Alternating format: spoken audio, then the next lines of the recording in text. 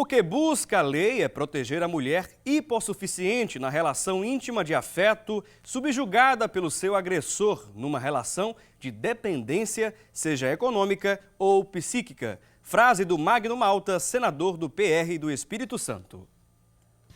Olá, estamos começando a partir de agora mais um programa Assunto do Dia, mais um programa aqui pela Rede Brasil de Comunicação. Todo tipo de violência, olha, é abominável. Agredir uma pessoa, seja fisicamente, seja psicologicamente, é inaceitável. Mas, infelizmente, este é um mal diretamente associado à nossa sociedade.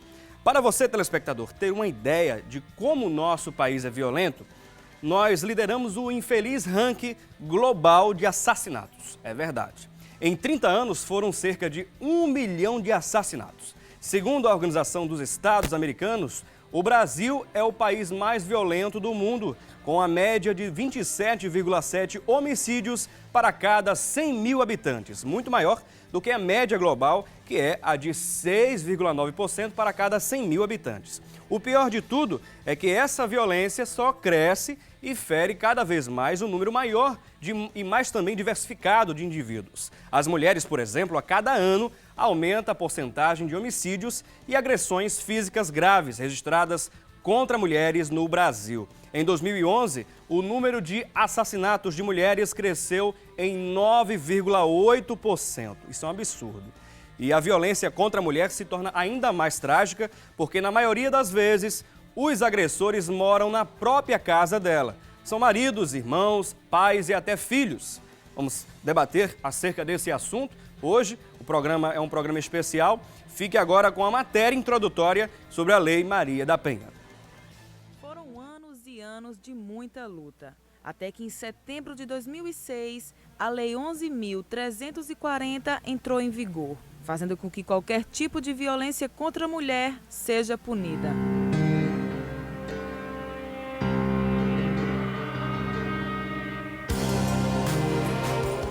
Apesar da lei existir, ainda são poucas as mulheres que denunciam as agressões. E como na maioria dos casos são os próprios maridos os agressores, qual a mulher que quer admitir o fracasso do casamento? As próprias mulheres têm que ter mais capacidade de crer na lei e ir lá na delegacia e protestar.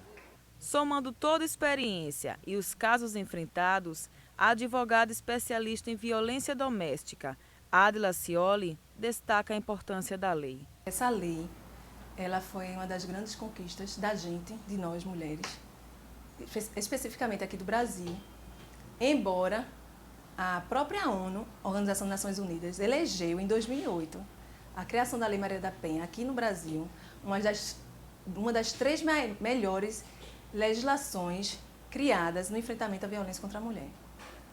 Então, também mundialmente ela foi reconhecida como uma das melhores legislações de enfrentamento à violência. Então, assim, ela foi uma grande conquista das mulheres brasileiras e, através dela, se combate, né, a violência contra a mulher doméstica e familiar. O medo ainda é o principal motivador do silêncio. Muitas mulheres ficam caladas por não saberem como de fato funciona a lei. A advogada explica o que é feito a partir das denúncias. Essa coordenadoria, qual é a função dessa coordenadoria? A qual eu trabalho em São Lourenço da Mata. A gente faz, no caso lá, temos uma advogada, que sou eu, aí tem uma psicóloga, uma assistente social e tem a coordenadora, fora a secretária, pessoal de limpeza. A coordenadoria faz com que os serviços do município, porque a coordenadoria é criada pelo município, certo? Funcione. A gente encaminha essa mulher que chega, que sofre violência, para Secretaria de Saúde, Secretaria de Assistência Social. A gente providencia uma subvenção social, caso ela precise receber algum auxílio moradia. Entendeste? Então, além de que a gente faz com que o Ministério Público, a Polícia Civil, a Polícia Militar e o Poder Judiciário façam realmente com que a lei seja cumprida, ou seja, a gente fiscaliza. Se você já sofreu algum tipo de agressão ou conhece alguém que enfrenta esse problema, Assista agora o programa Assunto do Dia com Felipe Cavalcante e tire suas dúvidas. Pois bem, acompanhamos aí uma introdução sobre esse assunto que estaremos abordando logo mais aqui, daqui a pouquinho, sobre a Lei Maria da Penha, enfim, as conquistas, desafios, a própria lei, o que determina. Olha, e sobre essa questão, o jornal Estado de São Paulo chegou a uma triste constatação. Além de chegar a um perfil médio de mulheres agredidas que se apresentam de 20 a 40 anos de idade e que são também negras, predominantemente, também atestam que cerca de 61,5% dessas mulheres sofrem agressões diárias, humilhações, insultos, não é? Atos de violência física e também moral. Tudo isso dentro da própria casa. Será que a Lei Maria da Penha tem verdadeiramente a capacidade de fazer isso frear de alguma forma? Esse é um questionamento que eu levo até você, eu quero saber a sua opinião. Você pode participar do nosso programa. Você acha que a Lei Maria da Penha inibe de alguma forma a ação criminosa de pessoas e homens, né, que agridem mulheres? O que é que você acha? Sim ou não? Quero saber a sua opinião. Você é convidado a participar do programa Assunto do Dia. Você pode ligar para a nossa central de produção. Primeiro, você liga para a nossa linha interativa, que é o 3424-1547 ou 3424-1977. Lembrando que aqui é o 0 Operadora 81. Nós estamos em Pernambuco. Então, 3424-1977 ou 3424-1547. Eu fico lembrando sempre isso porque temos telespectadores de outros estados também que nos acompanham, tanto via satélite como também através da internet. Os nossos internautas que nos acompanham através do nosso site, o www.rbc1.com.br. Muito obrigado pela sua audiência. Aproveito o momento, um abraço especial a todos aqueles que nos assistem diariamente, de segunda a sexta. Vale lembrar que o programa Assunto do Dia é um programa ao vivo, produzido aqui pela Central de Produção. E você sempre é convidado a deixar também a sua sugestão de pauta. Você pode sugerir temas para que a gente possa suscitar debates aqui no programa. Você pode ligar para a nossa Central de Produção. Esse é o telefone que vai passar agora. 0 Operadora 81 3797-9537. Vou repetir, 3797-9537. Este é o telefone para você ligar para a nossa central de produção e deixar sua sugestão de pauta, digamos, até mesmo sugestão com relação a outros programas, já que o Departamento de Produção produz outros programas. Enfim, fique bem à vontade e participe aqui conosco.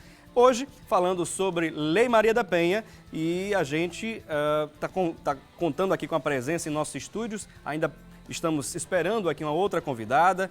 E hoje contamos com a presença da doutora Marluce Ferreira, ela que é delegada do Departamento da Mulher da Polícia Civil de Pernambuco. E ainda aguardamos aqui a presença da professora Regina Célia, ela também que é do Instituto Maria da Penha, e vai estar conosco brevemente. Ela já ligou para a gente dizendo que ela não está aqui ainda conosco por causa desse caos, desse trânsito aqui que a gente sabe muito bem das grandes metrópoles, enfim, do nosso país, a questão do trânsito. Vamos ver se a gente consegue encontrar soluções para esse problema, que é uma coisa muito séria, não é? E lembrando, vocês que estão nos assistindo também em Caruaru, através do Canal 6, um forte abraço para você, muito obrigado pela sua audiência. Convide também amigos, parentes para assistirem ao programa. Eu queria mandar um abraço especial também a todos aqueles que nos assistem através do Canal 14, tanto em Recife como em Santa Cruz do Capibaribe, em áreas próximas também. Muito obrigado pela sua audiência. A você que nos acompanha através do canal 28, no Cabo de Santo Agostinho, para o Litoral Sul ali, muito obrigado pela sua audiência. Vai um abraço especial de toda a equipe da Rede Brasil de Comunicação. Doutora Marluce Ferreira, seja bem-vinda ao programa. Obrigada, Felipe. Obrigada. Falando um pouquinho sobre esses dados que a gente tem observado logo na introdução do programa, não é, sobre a questão de homicídios aqui no Brasil. O Brasil está numa triste realidade, né, que é um dos países mais violentos, o país mais violento do mundo em número de homicídios, em cada 100 mil habitantes. Foram mais de 22 mortes, enfim. Isso é um dado preocupante. Inclusive, as mulheres estão entre as principais agredidas nesse processo. O que falar, por exemplo, dessa problemática, doutora? Bom dia a você, Felipe. Bom dia aos seus ouvintes. Isso aí, talvez hoje a gente esteja com uma visibilidade maior. Talvez essa própria Lei Maria da Penha ela nos trouxe essa visibilidade maior, porque a questão da violência doméstica ela sempre existiu. não é? Agora era uma demanda contida. A gente não tinha esse estímulo para as pessoas procurarem as delegacias, para as pessoas denunciarem, para as pessoas demonstrarem que estão sofrendo essa violência doméstica, né? Enquanto isso não aparece, não tem essa visibilidade, né? E causa essa impressão de que agora a coisa está crescente, né? Realmente é uma preocupação que existe, é uma coisa que a gente precisa trabalhar, que estamos trabalhando, eu tenho certeza disso, não é? Mas que ainda é preocupante. Muito bem. E agora já contamos com a presença aqui, já chegou recém, né, saída de um trânsito turbulento, né? Está sã e salva aqui, graças a Deus, está conosco aqui a professora Regina Célia, ela também que é coordenadora pedagógica do Instituto Maria da Penha e vai poder falar um pouquinho melhor, com certeza, sobre a Lei Maria da Penha. Seja bem-vinda, Regina. Bom dia, Felipe, bom dia a todos os telespectadores, bom dia, doutora. Mais uma vez, como sempre, é uma honra estar aqui, né, sendo prestigiada e também colaborando com informações tão importantes. Hoje, vice-presidente do Instituto Maria da Penha. Muito né? bem, meus parabéns. Obrigada. Parabéns. E hoje nós estamos continuando com grandes desafios, até porque fez 15 dias, na última quinta-feira, que o Supremo Tribunal finalmente concedeu a bênção sobre a constitucionalidade da Lei Maria da Penha. É uma conquista, mas ao mesmo tempo nós lamentamos, assim, às vezes, a dificuldade que o nosso país tem, não é, de legitimar ou de dar urgência, não é, a ações que são tão prioritárias. Durante esses 5 anos da Lei Maria da Penha foram muitas batalhas que nós travamos, não é? Acho que toda a sociedade, os movimentos civis, não é? No enfrentamento da violência contra a mulher, com relação à constitucionalidade da lei, que de certa maneira emperrava, não é, algumas ações, impedia determinados prosseguimentos e muitas vezes produzia muitas frustrações, não é, por parte das vítimas, das lideranças, não é, que buscavam por melhores condições e qualidade de vida para a mulher e para a sociedade. É importante esse momento agora. Existem muitos telespectadores que estão assistindo ao programa e vão assistir também a reprise, não é? E é importante a gente lembrar, refrescar um pouquinho a questão da história.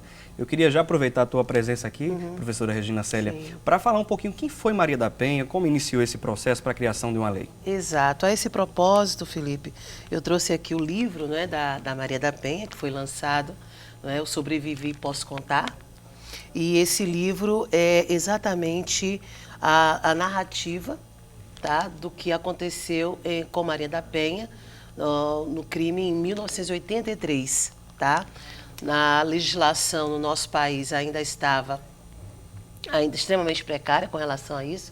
Era a Lei 9.099, né, que regia a questão da violência doméstica. E Maria da Penha, ela é formada em farmácia, ela é farmacêutica, ela é bioquímica, com mestrado na USP, pela USP de São Paulo, e o esposo também economista, do mesmo nível, também na USP.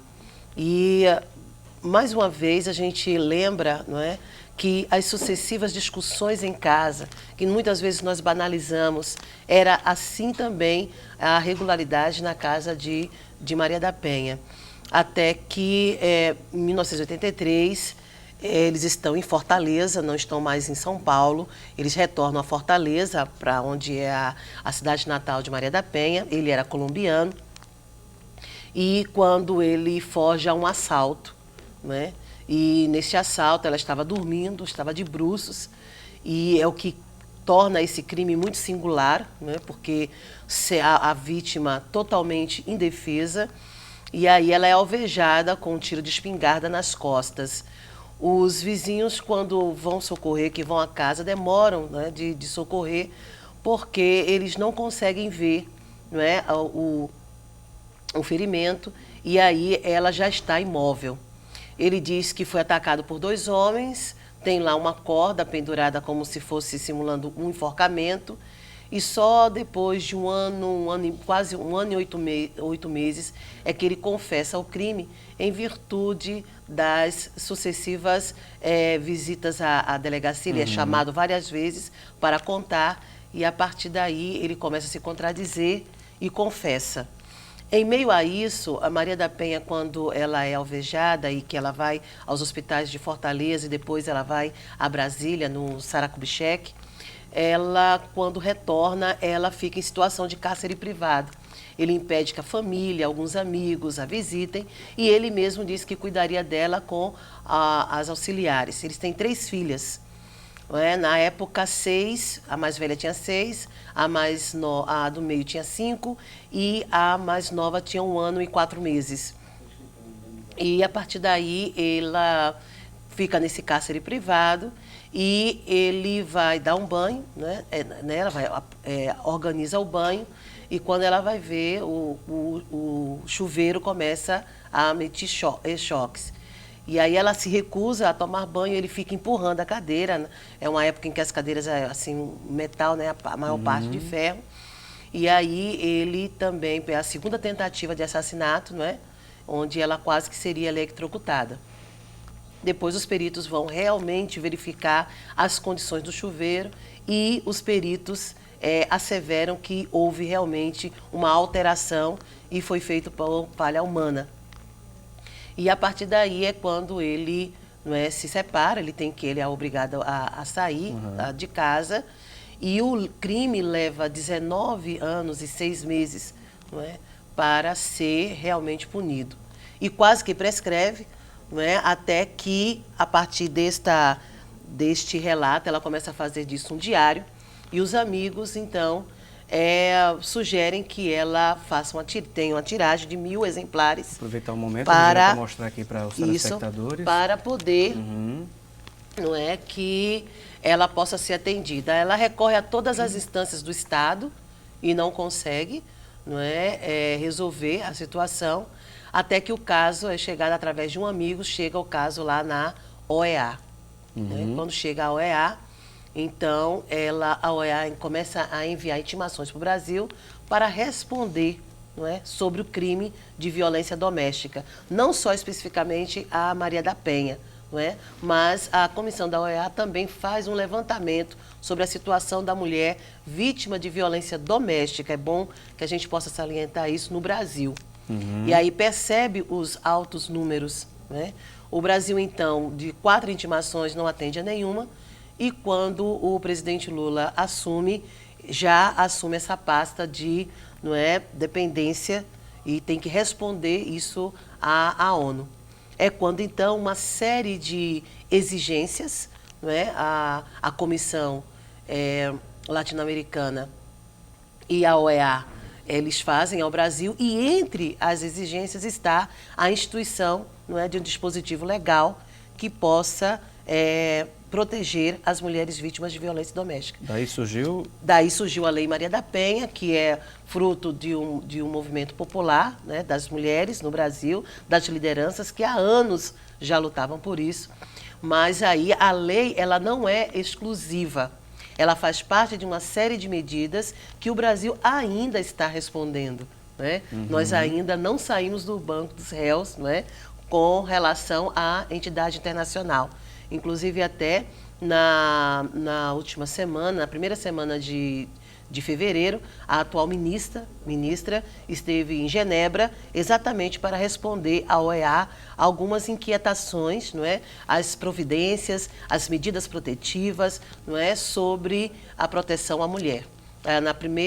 Logo depois que ela assumiu mais ou menos dia 4 de fevereiro, e aí, um pouco depois, uma semana, ela teve que ir à OEA, à ONU, em Genebra, exatamente para responder sobre como anda o desdobramento do enfrentamento à violência contra a mulher depois dos 5 anos da Lei Maria da Penha. Está aí um breve histórico, telespectadora que está assistindo o programa Assunto do Dia neste momento. Estamos falando sobre a Lei Maria da Penha e está aí um breve histórico de como surgiu a Lei Maria da Penha. E daqui a pouquinho a gente vai retomar aqui o nosso debate. Nós também contamos aqui com a presença da delegada do Departamento da Mulher da Polícia Civil de Pernambuco, a doutora Marlúcia Ferreira. Vai trazer também algumas outras informações, tá certo? E vamos contar ainda conversando com a agora vice-presidente do Instituto Maria da Penha, a doutora Regina Célia. E daqui a pouquinho a gente volta. Vamos conferir agora como fica a previsão do tempo para hoje aqui no estado de Pernambuco. A previsão para quase todo o estado é de sol, com pancadas de chuva à tarde e à noite. Em Petrolina, a previsão também é de sol e não chove. Em Recife, a mínima é de 24 e a máxima pode chegar a 29 graus. Em Caruaru, a mínima é de 20 e máxima de 28. Em Santa Cruz do Capibaribe, a mínima é 19 e a máxima pode chegar a 28 graus. Em Arco Verde, a mínima é de 16 e a máxima pode chegar a 27. Já em Petrolina, a mínima é de 19 e a máxima chega a 35 graus. Portanto, aí conferimos a previsão do tempo para hoje aqui no estado de Pernambuco. Daqui a pouquinho a gente volta com mais debates sobre a Lei Maria da Penha. E eu conto com a sua participação. Você sabe o que uma mulher deve fazer quando for vítima de alguma agressão? Com certeza, devemos denunciá-lo, o agressor. E o número para denúncia é 180.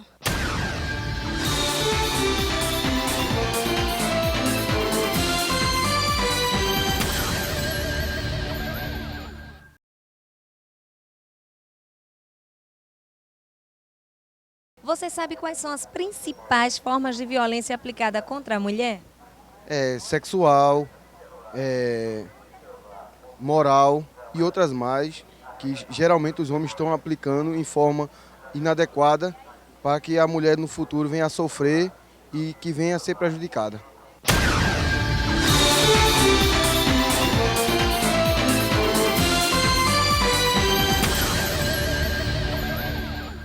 Bom, estamos de volta ao programa Assunto do Dia. Este é o segundo bloco do programa e eu quero aproveitar este momento, mandar um abraço especial para todas as mulheres que acompanham o programa Assunto do Dia. O Assunto do Dia possui uma boa audiência do público feminino, é verdade. Um abraço especial de toda a equipe aqui da Rede Brasil para vocês, mulheres que assistem a nossa programação.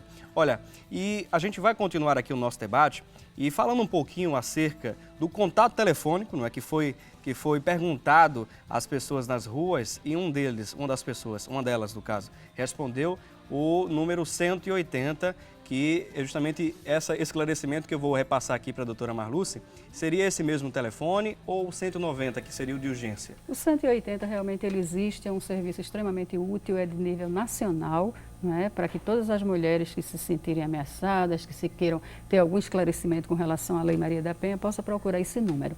Agora é bom que coloque que o número 190 é da emergência local.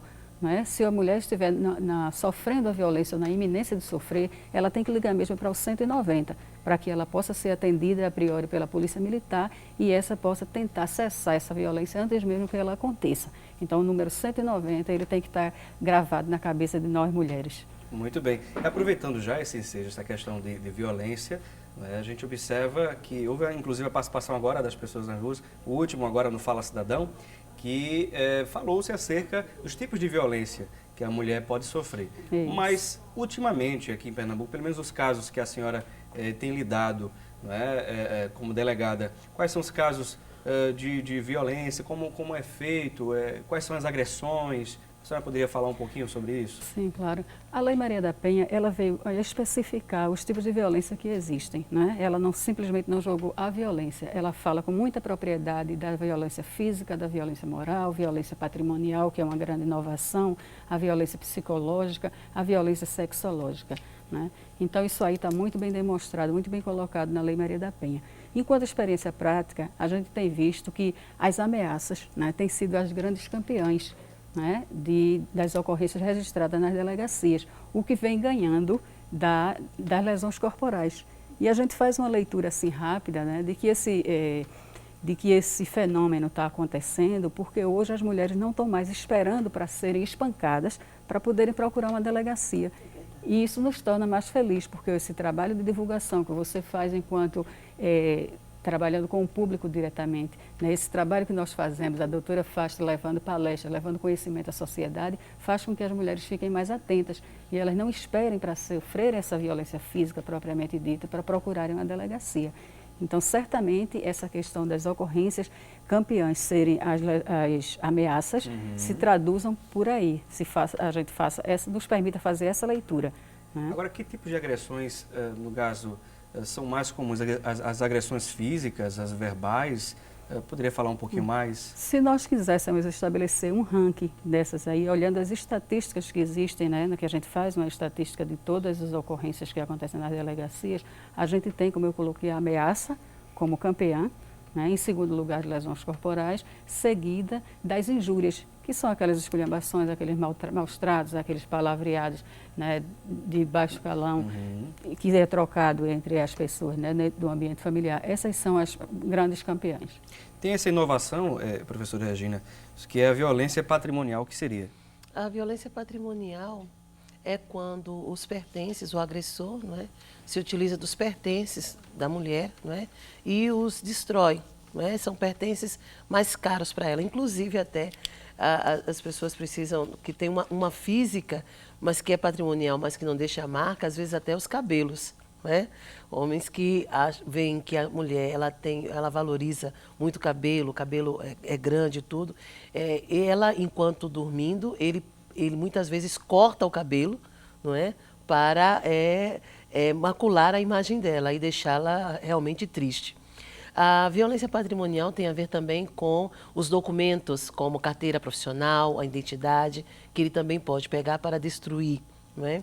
Nós temos também a questão da escritura, se há casa própria, a escritura, se está no nome dela, ou ele muitas vezes esconde. Não é? Roupas, as roupas que ela a mais utiliza, quando ela vai fazer, né, a troca, observa que a blusa está cortada, né, ou saia, ou vestido.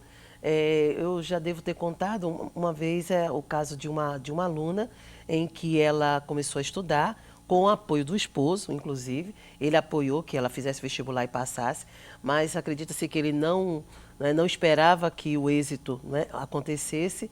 E aí, depois de um determinado tempo, coisa de 3 meses, ele começou a destruir as atividades, os trabalhos que ela fazia na faculdade. Mas sempre assim, uma água caía, um café, não é, um suco, ele pedia desculpa, não é, mas sempre quando ela estava próxima a sair ou fazer a entrega do trabalho.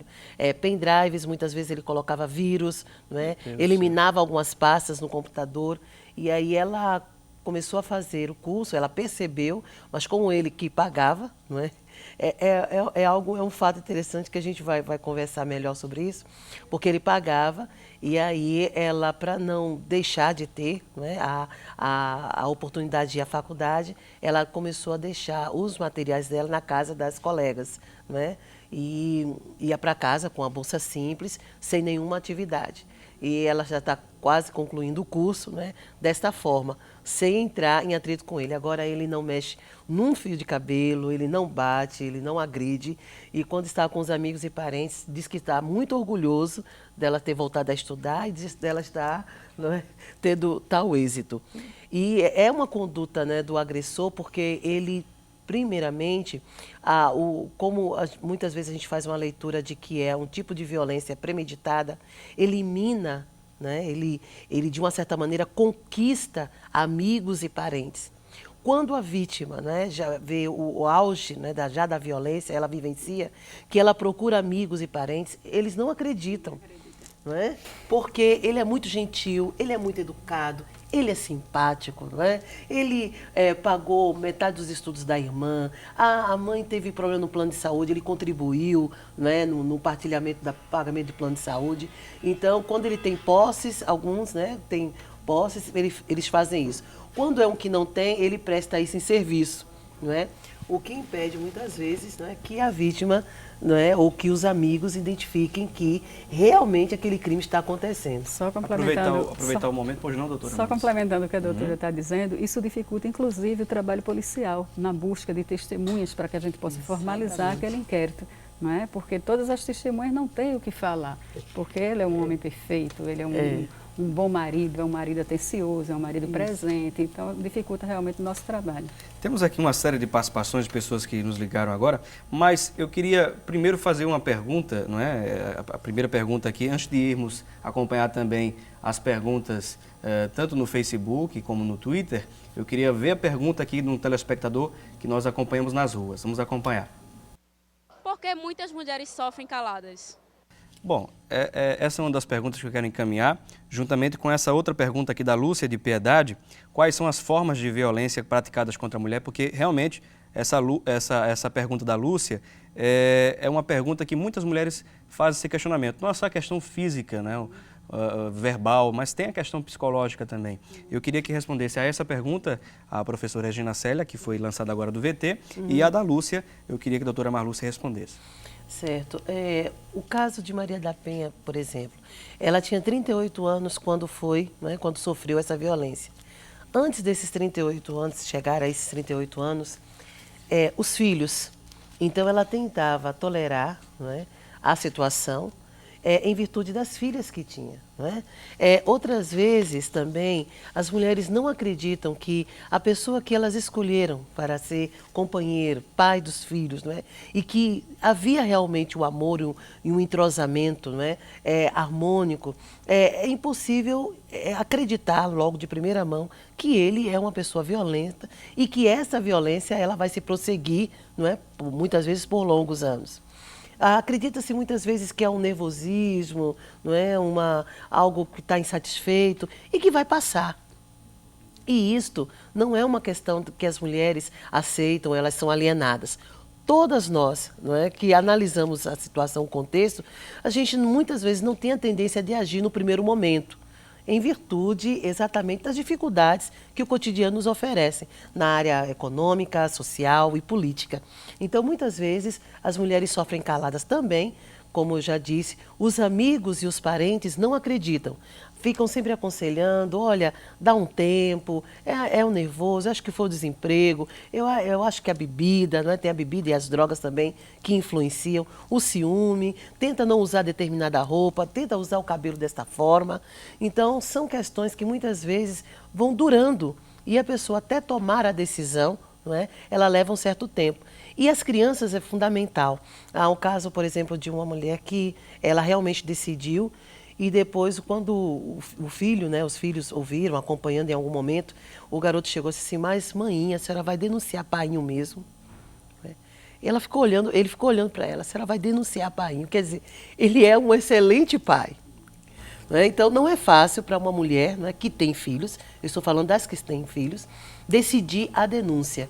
Digo as que têm filhos porque, infelizmente, elas estão também no ranking, é a maioria que sofre a violência.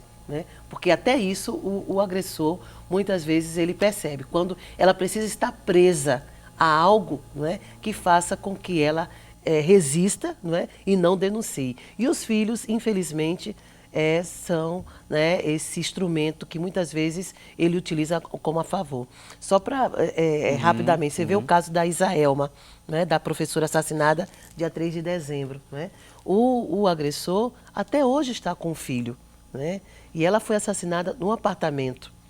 E ele fugiu e até hoje, não sei, publicamente nós não temos o conhecimento de onde ele está. Mas ele está com o filho. A mãe foi assassinada, inclusive a ambulância do Corpo de Bombeiros capotou e tudo, ela, mais ou menos uma semana depois ela veio a falecer. Mas o histórico dele com ela, para os vizinhos, para a família dela, é que ele era um excelente marido e, logicamente, um excelente pai. Há essa pergunta da Lúcia de Piedade sobre as principais formas de violência, como é feita a violência. Não é simplesmente a violência física, doutora Marlúcia. Quais seriam os outros tipos de violência? Poderia exemplificar alguma coisa também? Como eu havia colocado antes, a Lei Maria da Penha ela trouxe essa distinção, violência a violência. Então, quando ela coloca a violência física, a gente pode fazer a leitura que a violência física ela traduz-se desde o murro, que é uma coisa muito comum das vítimas chegarem com algum tipo de lesão na região do olho, os braços ou qualquer outro membro quebrado, o osso do corpo humano quebrado, qualquer tipo de lesão que venha afetar fisicamente, desde uma lesão simples, passando pelas graves ou as gravíssimas, até a ocorrência da morte. São as consideradas lesões violência física. né? A violência psicológica são aquelas que a doutora bem exemplificou aí, o caso dessa jovem, né, que era estudante universitária e que, de certa forma, ela vinha sendo torturada. Isso é uma tortura, isso é uma violência psicológica que perturba, que impede que ela cresça, que impede que ela galgue melhores lugares dentro da sociedade, né? Isso aí pode se traduzir numa violência psicológica. A violência sexológica, pelo próprio nome, né, como o próprio nome coloca, são os estupros, é aquela falta de liberdade que a mulher tem de fazer uso do seu corpo da forma como ela quiser, ou seja, de ter um relacionamento íntimo com o marido se ela realmente estiver desejando, né? E de repente acontecem o quê? Os estupros dentro da própria casa. Porque quando a gente pensa em estupro, a gente só pensa naquele estupro violento, de um estranho, de um maníaco. E muitas vezes a gente registra, não raro, nas delegacias, estupro do próprio marido contra a mulher, do próprio companheiro, do ex-companheiro. Né? Porque a mulher perdeu, né, há muito tempo esse direito de ter o corpo dela, de poder desfrutar da forma que ela queira. E isso não significa dizer que ela vai traí-lo, que ela vai desfrutar junto a outras pessoas, não, mas no dia em que ela queira. Né? Então, aí você pode entender melhor, acredito eu, a questão da violência sexual. Né? A violência patrimonial, eu acho até que dispensa comentários, a doutora fez um relato não é? muito bem interessante, muito bem colocado. Falamos da psicológica. Falta a violência moral. A moral. Não é? A moral é aquela violência que é justamente que perpassa pela questão da injúria, da difamação. Né? O que é injúria? É essa esculhambação que a gente colocou, é eu chamar nomes feios. Levantar falso. E vem a questão da difamação, que é alguma coisa voltada à honra, dizer que a mulher está traindo, né, que é uma coisa muito comum, um registro muito comum na delegacia. Então, por aí, são os 5 tipos de violência, acredito eu, que eu tenha contemplado a todos eles. Pelo menos deu para trazer um entendimento maior, no caso, sobre esse assunto. A gente vai dar uma pequena pausa aqui no nosso debate. Daqui a pouquinho a gente retoma. Temos uma série de perguntas também para trazermos aqui as respostas. Temos os telespectadores nas ruas também. Daqui a pouquinho a gente volta.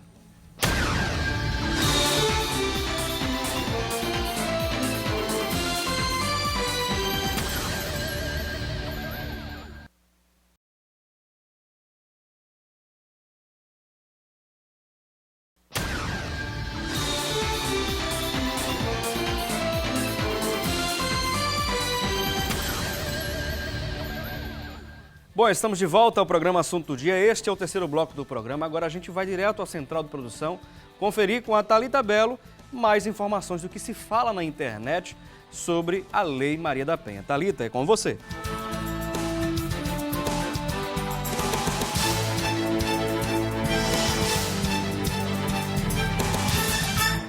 Olá, Felipe, e você que está nos acompanhando.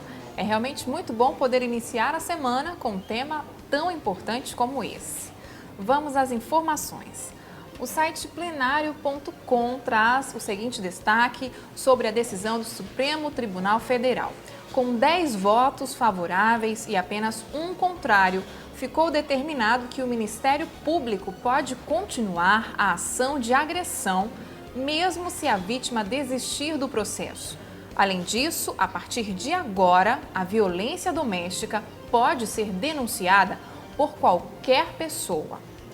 Já o site do Projeto Maria da Penha, Felipe, traz essa informação sobre a história da Maria da Penha. A lei que protege as mulheres contra a violência recebeu o nome de Maria da Penha em homenagem à farmacêutica cearense Maria da Penha Maia Fernandes. Com muita dedicação e senso de justiça, ela mostrou para a sociedade a importância de se proteger a mulher da violência sofrida no ambiente mais inesperado, seu próprio lar, e advinda do alvo menos previsto, seu companheiro, marido ou namorado. Já o site pernambuco.com informa: Lei Maria da Penha também pode se estender a namorados. Isso mesmo. A Comissão de Constituição, Justiça e Cidadania, a CCJ, deve votar na próxima quarta-feira, dia 7 de março, o projeto de lei PLC 16/2011, que estabelece que o namoro configura a relação íntima de afeto para fins de enquadramento na Lei Maria da Penha, a Lei 11.340/2006. De acordo com a autora da proposta, a deputada Elcione Barbalho, do PMDB do Pará, Apesar de todo o esforço do Congresso Nacional em aprovar a Lei Maria da Penha e do marco que tal iniciativa representa para o país no combate à violência contra a mulher, a jurisprudência tem entendido que ela não pode ser aplicada em casos de agressão cometida por namorado. Voltamos então aos estúdios do Assunto do Dia. É com você, Felipe. Pois bem, acompanhamos aí a Thalita Belo, direto da Central de Produção, nos trazendo mais informações, nos deixando mais informados acerca do que se fala na internet sobre o assunto em pauta hoje, que é a Lei Maria da Penha. Contamos aqui com a presença da delegada do Departamento da Mulher da Polícia Civil de Pernambuco, a doutora Marluce Ferreira, e também com a professora, a vice-presidente agora do Instituto Maria da Penha, a professora Regina Célia. E vamos agora à primeira pergunta desse terceiro bloco, nas ruas. Eu gostaria de saber se a Lei Maria da Penha protege também as mulheres que sofrem de violência, mesmo depois do fim do relacionamento.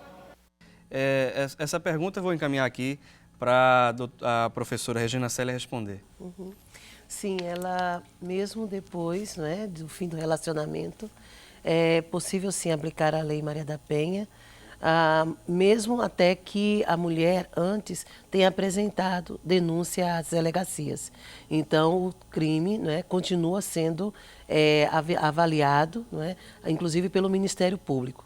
Então, continua. Inclusive, há casos de mulheres, não é, já separadas. No caso mesmo da Isaelma, já havia uma separação de corpos. Não é? Desde 2004 a 2007 havia registros, não é? E porque eles tinham a guarda do filho e compartilhavam essa guarda, logicamente ele tinha acesso a ela e o crime foi cometido e a avaliação com relação ao crime continua. Eu queria só trazer alguns dados, Felipe, de 2011, o 180, ele registrou 2.188.000, né, denúncias, né, de mulheres que informaram sobre sua condição. E aí foi muito interessante do que a doutora aqui estava falando sobre a violência física. Ela registra 55.891 mulheres agredidas em 2011. Dessas 55, 16.015 foi violência psicológica. 8.369, violência moral e 1.010, violência patrimonial, 1.020, sexual. Dessas 1.020 sexual, 32% eram mulheres casadas, que estavam lá com o companheiro. O restante foi ex-companheiro, né? E 8,2% foram estranhos, né? Mas os estranhos, vizinhos. Então, conhecia a vítima. Conhecia a vítima. Conhecia a vítima. 364 sofreram cárcere privado do próprio companheiro ou marido. E 51, tráfico de mulheres. Aí já é mais estranho, mas muitas vezes, não é, o companheiro viabiliza, não é, esse tráfico. Não é isso? E aqui, o perfil da vítima é entre 20 e 40 anos. Não é? E não depende financeiramente, 44% disseram que não depende. Né? Então, a gente vê, o Brasil é o 12º do ranking mundial do país que tem a maior vítima, mulheres vítimas de violência doméstica. É muito importante, eu acredito que a doutora pode complementar, que nós façamos esse registro sobre a singularidade da Lei Maria da Penha, porque é em situação, não é, doméstica, está lá, não é, nessa relação. E é algo muito alto, é um número ainda muito alto. Assustador, né? até, assustador, né? Para o nosso país. Quer dizer, você não tem a segurança dentro de sua própria casa, né? Foi como a Thalita ali apresentou. Temos aqui algumas outras participações, eu gostaria de ler. A Valéria do Ibura diz o seguinte: os homens que são agredidos pelas mulheres também são agredidos, aliás, protegidos pela Lei Maria da Penha? É a mesma pergunta, inclusive, aqui do Jackson Rangel, que está participando aqui pelo Facebook. Ele é lá de Jaboatão, ele diz o seguinte: a lei também beneficia o homem, uma vez que ele também pode sofrer violência moral e física? Essa pergunta eu vou encaminhar aqui para a doutora Marluce Ferreira. Isso tem sido uma pergunta muito recorrente. Né? Sempre que a gente se expõe para falar sobre a Lei Maria da Penha, surge uma pessoa ou outra com essa dúvida. Né? Sempre existiu leis protegendo ao cidadão, né? Isso independente de sexo. Né? Mas assim, o nível de hipossuficiência da vítima mulher com relação ao homem, ela é tão grande, ela é tão assustadora, que você não pode tratar coisas diferentes com a mesma igualdade ou da mesma forma, né? Isonomicamente. né? Então, a Constituição, que é a nossa lei maior, ela diz que todos somos iguais perante a lei. Sim, a lei dá esse tratamento igual a todo mundo, mas você fazendo um comparativo assim bem absurdo, você não pode querer que uma pessoa com uma deficiência, suponhamos uma deficiência física, suba de escadas, né, sem dar uma forma de uma acessibilidade para ele. Então, ele vai ter que ser tratado de uma forma diferente. E isso não faz ele ser diferente, não se está atropelando a questão da igualdade entre todos, dando-se somente um tratamento desigual a coisas desiguais, né? Então, por isso que veio a Lei Maria da Penha, porque nós mulheres, e quando eu me incluo com muita propriedade, porque também sofro, né, essas dificuldades pelo fato de ser mulher, então a gente precisa ser tratada de uma forma também diferente para se aproximar o máximo possível dessa igualdade pretendida.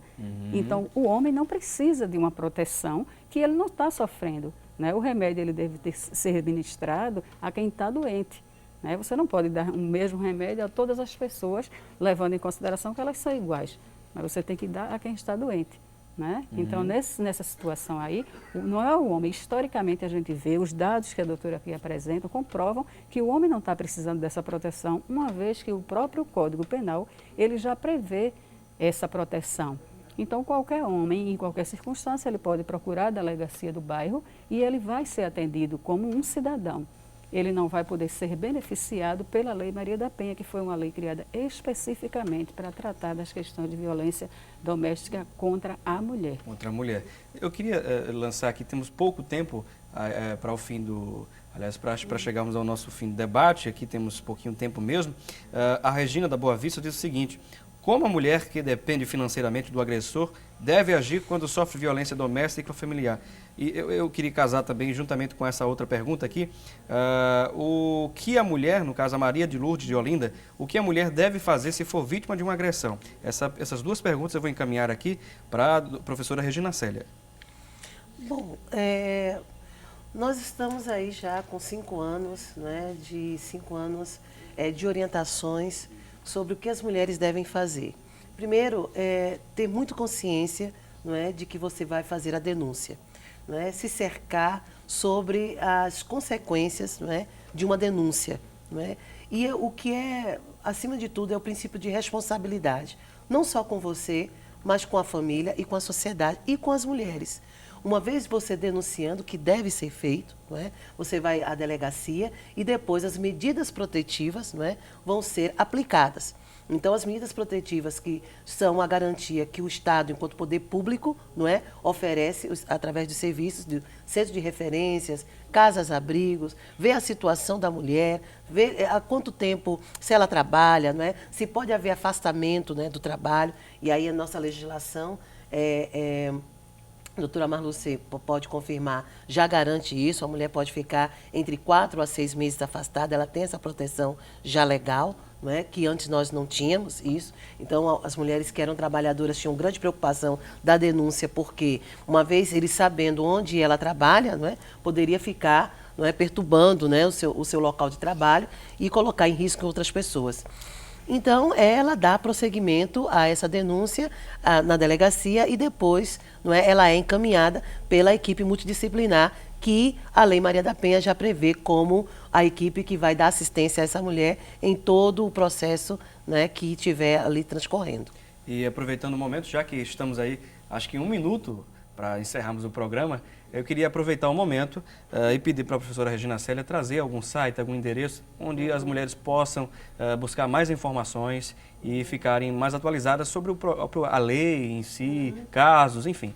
Bom, o site oficial, né, da Secretaria Especial de Políticas para Mulheres, o nosso site o site da Secretaria, da doutora, que está à frente, a doutora Cristina Buarque, um site extremamente rico, extremamente informativo, não é? E que, de uma certa maneira, vai trazer excelentes esclarecimentos à mulher, o site oficial do governo e, logicamente, o site do Instituto Maria da Penha, não é? Que é www.institutomariadapenha.org, não é? .br, e lá vocês também vão ter a compreensão sobre a trajetória da vida de Maria da Penha, informações, indicações de delegacias, centros de referências, não é? Saber o que o Instituto Maria da Penha faz, não é? E de que forma você pode colaborar conosco. O livro Sobreviver Posso Contar, ele está, não é, sendo vendido na Livraria Cultura, mas também nós podemos buscar pelo Instituto Maria da Penha. E aí onde você vai saber nesse primeiro momento, né, sobre toda a ocorrência. Professora Regina Célia, muito obrigado pela sua participação aqui conosco. Infelizmente chegamos ao final do nosso programa e parabéns, agora vice-presidente do Instituto Maria da Penha. Agradecemos imensamente a delegada Marlúcia Ferreira por estar aqui conosco, ela é delegada do Departamento da Mulher da Polícia Civil de Pernambuco. Muito obrigado pela sua participação aqui conosco. Nós aqui agradecemos a oportunidade de levar um pouquinho do conhecimento para o povo, para que as mulheres possam aprender a se defender, né, a se empoderar do que elas têm direito, do que elas, aqui é onde elas podem recorrer no momento de emergência, no momento de necessidade, e dizer às mulheres que denunciem sempre, né? Acreditem que a justiça pode fazer alguma coisa, a polícia pode fazer alguma coisa e que a gente tem que realmente reduzir esses índices de violência. Muito obrigada a vocês. Muito obrigado, delegada. Obrigado a você também, a você que esteve nessa companhia maravilhosa. Lembrando que temos um novo encontro marcado, se Deus assim nos permitir, amanhã no mesmo horário e no mesmo canal. Debater o conhecimento é de suma importância.